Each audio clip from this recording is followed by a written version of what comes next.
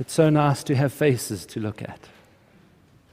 So children, we are doing a series where we're looking at the Ten Commandments and we're looking at the Lord's Prayer, and we're trying to enrich our understanding about what the Lord desires for our life.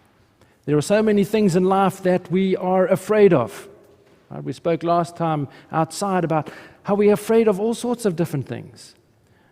But when we think from the Lord and we think from love, love fears for a whole different set of ideas. And so we're going to be looking through this series at what love should fear. And we call when love fears something a holy fear. When our love for somebody else or a love for the Lord is driving us, we fear for certain things in life that are very different to what we normally fear. So that's our general topic for today. Now, children, we all have stages of growth. Have any of you stayed the same size since you were born? Anybody? No. Anybody here? No. We're all growing. Well, while you're a kid, you're all growing taller, aren't you? Right? You never stay the same. Things are always moving. Now, who here likes to ride their bicycle? Anybody like to ride a bike? Anybody like to rollerblade, roller skate? Okay. Anybody like to ski and sled? Right. Anybody just like to run around in the park chasing each other and chasing butterflies and all sorts of things? Right. Now, in order to do all of those things, you know what? The first thing you needed to learn was how to roll over. Do you remember learning how to roll over as a baby? No, we don't remember that. But your parents can tell you they were so excited when you first learned to roll over. It was a big deal. And it shows that you were growing, you were developing, you were now able to roll over. It was a good foundation. And after you learned to roll over, the next big exciting goal was when you learned to sit. Can any of you sit by yourselves? Right, you can, right? We learned to sit. That was another exciting development for us adults when we're raising kids, to see them sit. Another wonderful foundation. Did any of you stop there? Did any of you stop and just say, okay, sitting is fine, I'm going to stay here for the rest of my life? No. No, we like to run, don't we? We like to get out there and play and have fun with our friends. But if we had stayed just sitting and not developed and grown anymore, we would have missed out on all the things that come after it and all the fun and joy that life brings. From being able to stand and then be able to walk and then be able to run and then ride your bike and then skate. All of those things build on the foundation of first learning to roll over and then learning to sit. As a foundation upon which the joy of the rest of your life of movement is built. I want to take that same idea of foundation and having a good foundation, but also having a growth afterwards that brings with it joy into our journey with the Lord. Now, any of you know the Lord's Prayer? Any of you know it off by heart? Okay. Any of you say it today? Right. It's something that we say every Sunday when we gather. Maybe in your worship at home, you say the Lord's Prayer. It's something that we can all recite off by heart. Anybody know the Ten Commandments? All righty.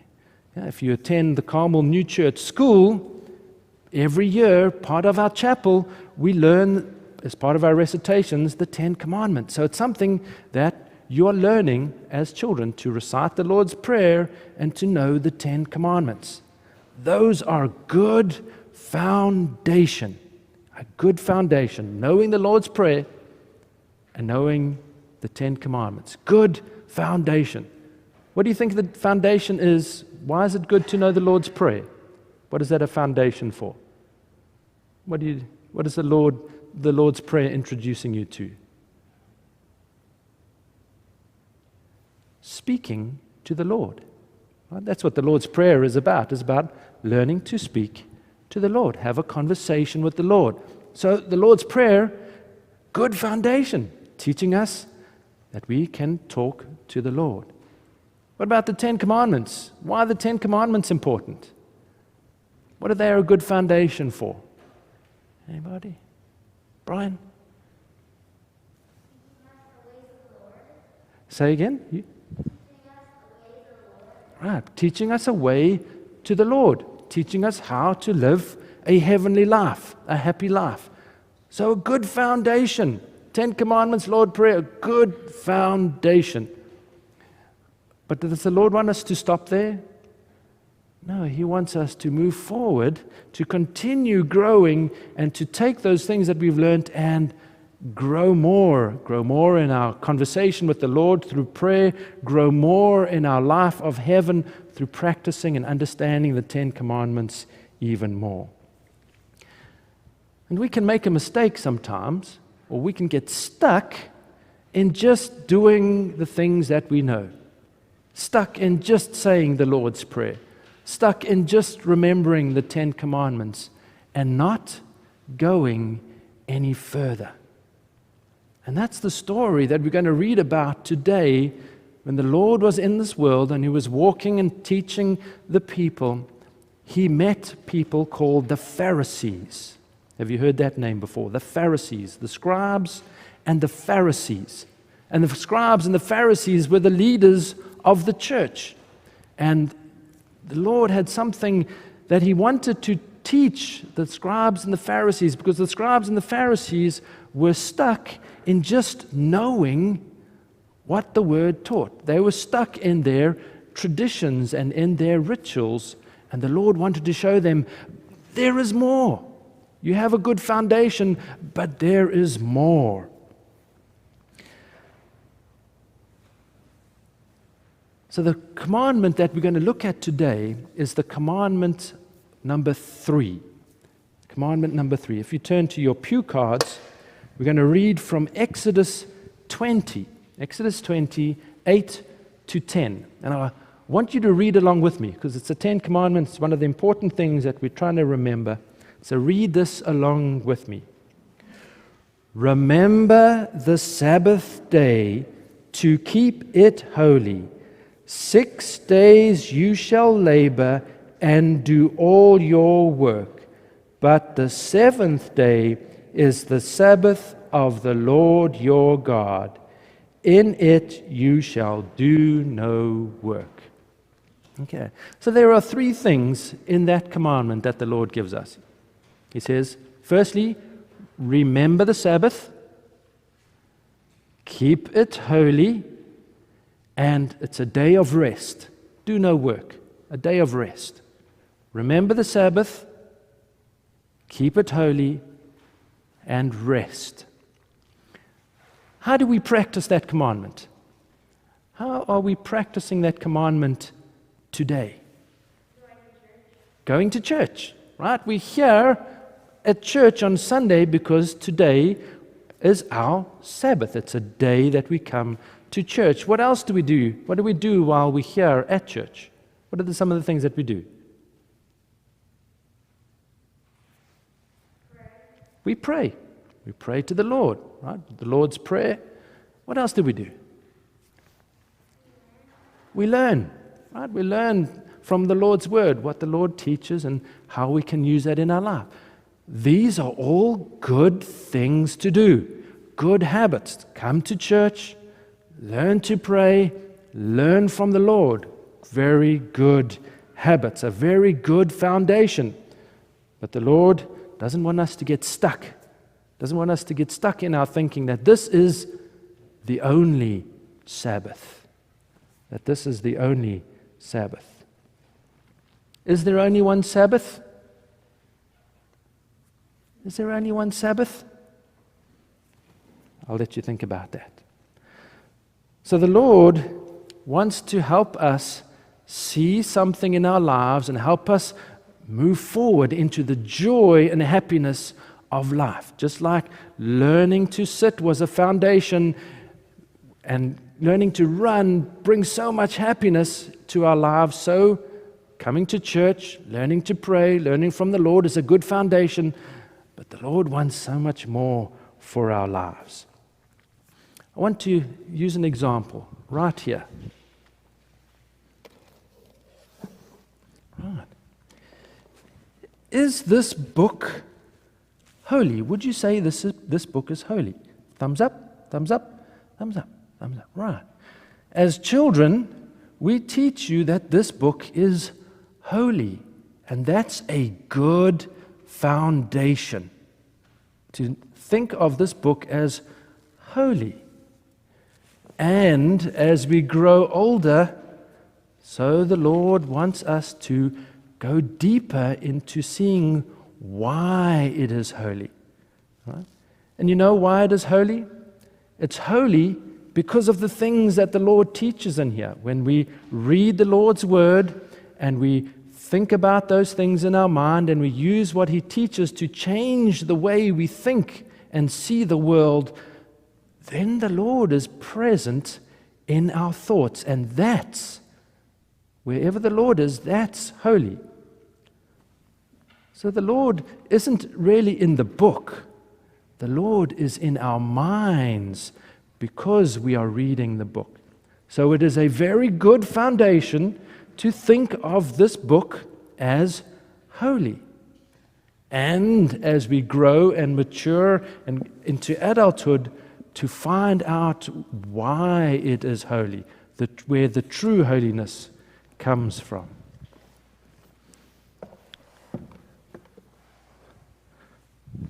So the Lord wants us to move onwards from where we are.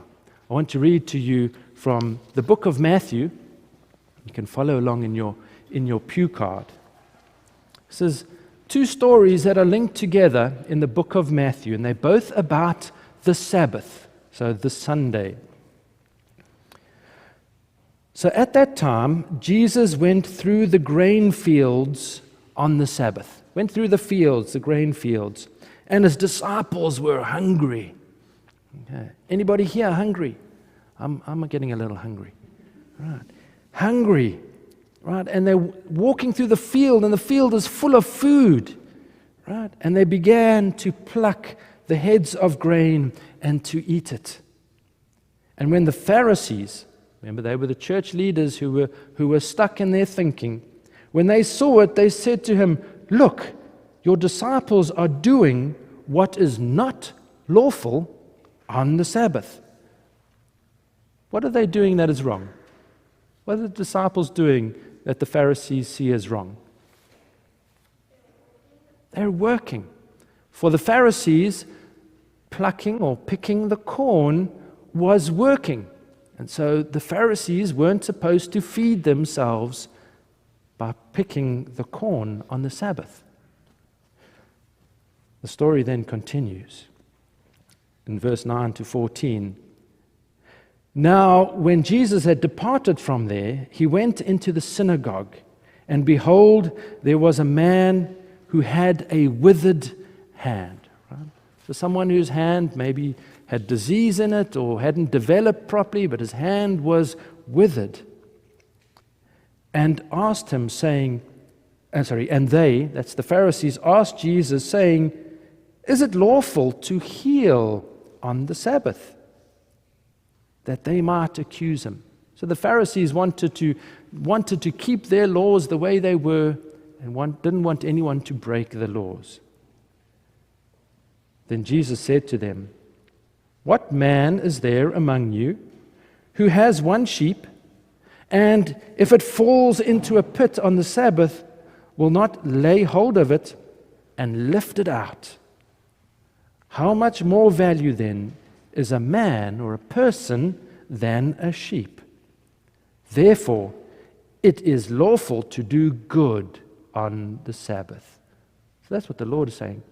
It's important to do good on the Sabbath. Here's an interesting part of the story. And then said to the man, "Stretch out your hand." And he stretched it out, and it was restored as whole as the other one. And the Pharisees went out and plotted against him, how they might destroy him. Have you ever seen a miracle before? Have you ever seen someone whose hand was all mangled become whole again? Anybody? What would you do, or how would you feel if you saw that? If you saw someone suddenly be healed? Astonished. Would you be excited? Would you be like, wow, this is amazing? The power that is present here. There would be this astonishment and amazement of the power and the glory that is present. How did the Pharisees react? Were they in awe and excited? No. The Pharisees were the opposite. They went out and they wanted to destroy Jesus. So this is the battle that we face in our life. Part of us just wants to do the basic. I just want to know the Lord's word. I just want to know the commandments. I just want to be able to recite His word, and that's okay. But the Lord is saying, but there's so much more. That part of us that wants to stay as we are is called our proprium, or our selfishness. And the Lord wants us to move on. He says, and there's so much more. There are the rules, they're a good foundation, and there is so much more. And what did the Lord say it is lawful to do on the Sabbath?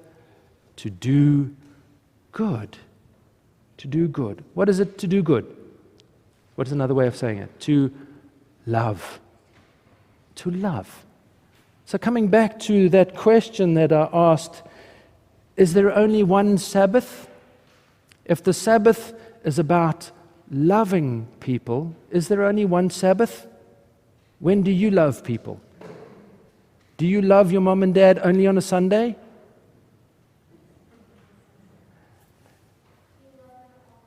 All the time, anytime, right? Anytime that you love somebody, there is a moment of the Sabbath.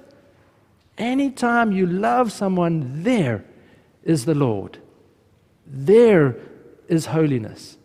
So anytime that you love and do something kind and thoughtful for the Lord, for your neighbor, there is a Sabbath. It's not just a day. A day that we put aside is a good habit, very good habit. And the Lord wants you to then take that into every moment of your week, every day, taking the spirit of what He teaches into your life. So remembering the things that He teaches, remembering what the Lord commands us to do.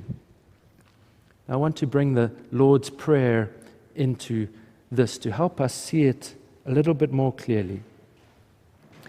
If you turn to your pew card, to the Lord's Prayer there,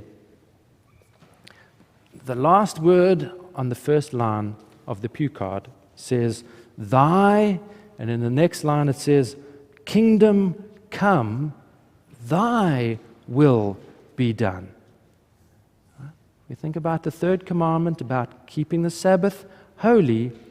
We think about the Lord's Prayer of Thy kingdom come, Thy will be done.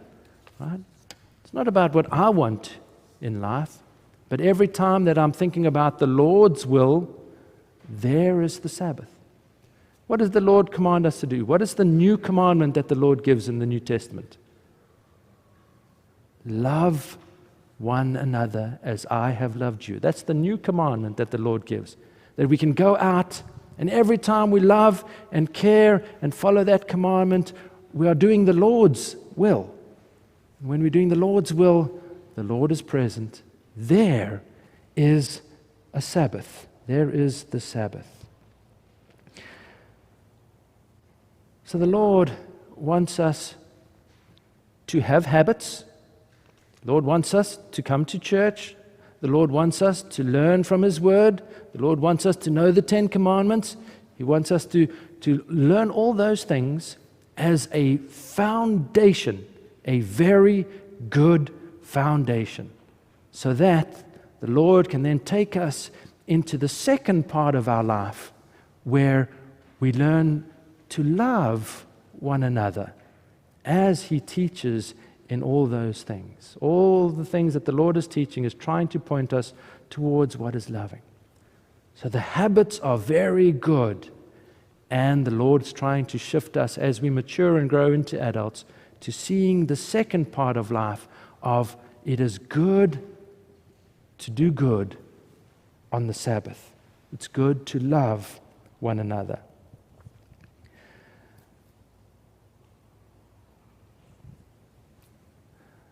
So in the pew card on the front cover, you will see the idea expressed there as, what should we fear?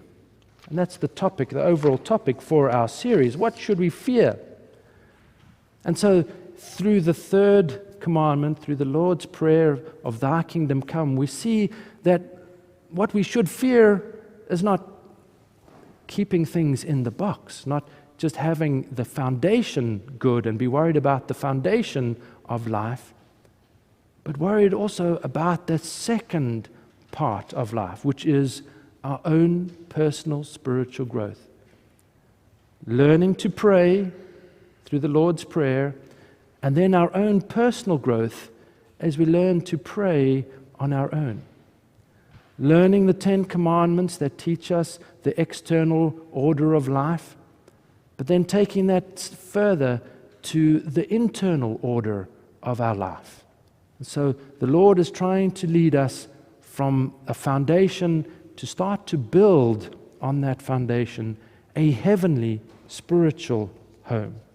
And so what should we fear?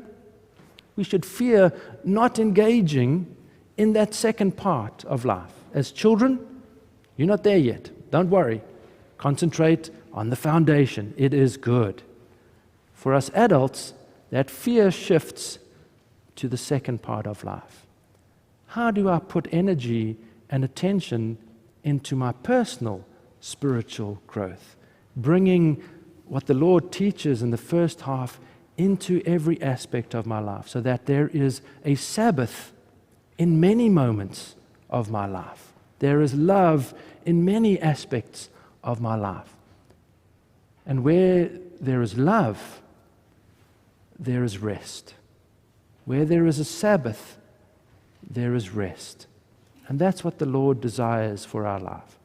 Move us away from our wants and desires that keep us engaged and keep us fired up to thinking about others and the Lord. And that's where the rest exists, the calm and the peace of life. Amen.